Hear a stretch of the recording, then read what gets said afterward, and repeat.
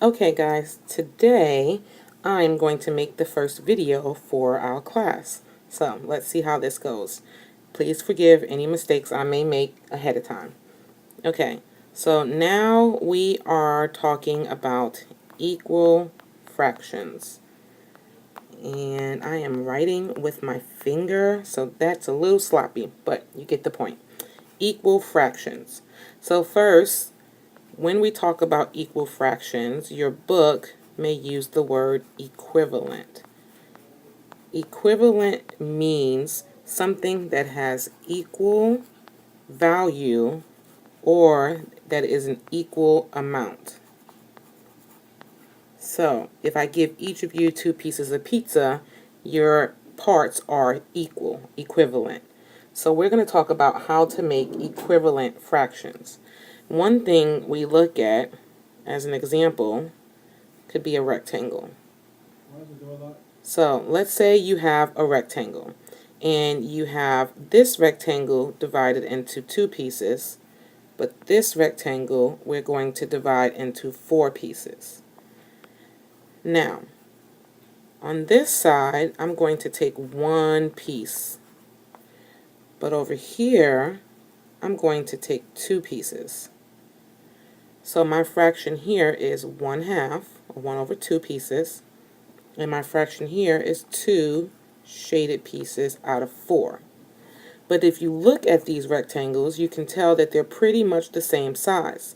So this rectangle over here looks the same as these 2 pieces put together over here.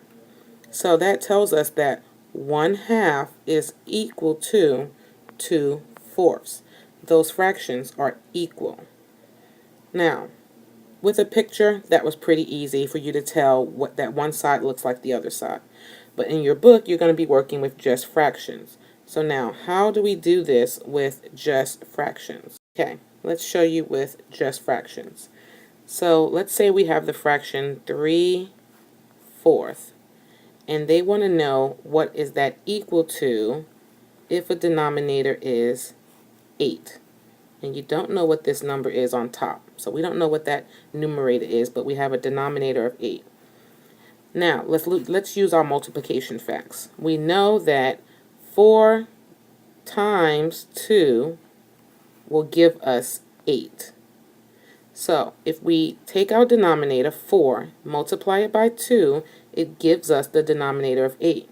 So now we have to do the same thing to the top, because whatever you do to the denominator, you must do to the numerator, and vice versa. So if I multiply the denominator at the bottom by 2, then I must multiply the numerator at the top by 2. 3 times 2 gives us 6.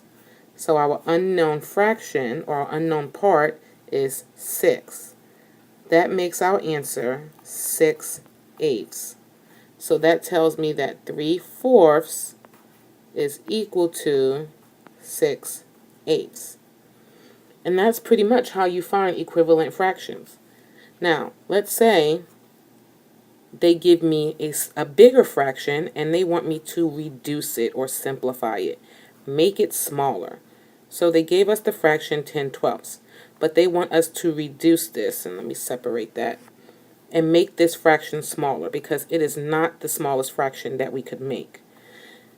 When we made the fraction bigger up here, what did we do? We multiplied.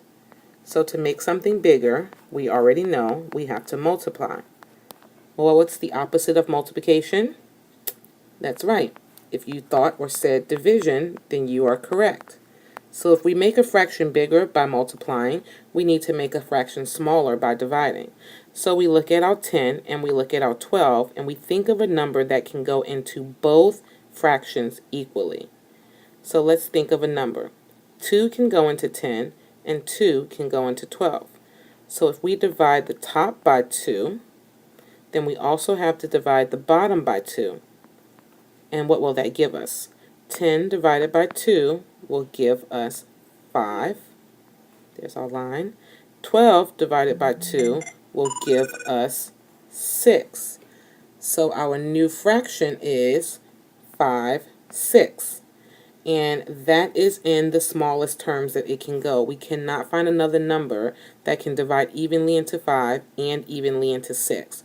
The only number they have in common is 1, and so we're done, and that's our simplest fraction. So now we know that 10/12 is equivalent or equal to 5/6. Okay? You guys are going to stop the video and do some practice, and then we will go over this in detail in class.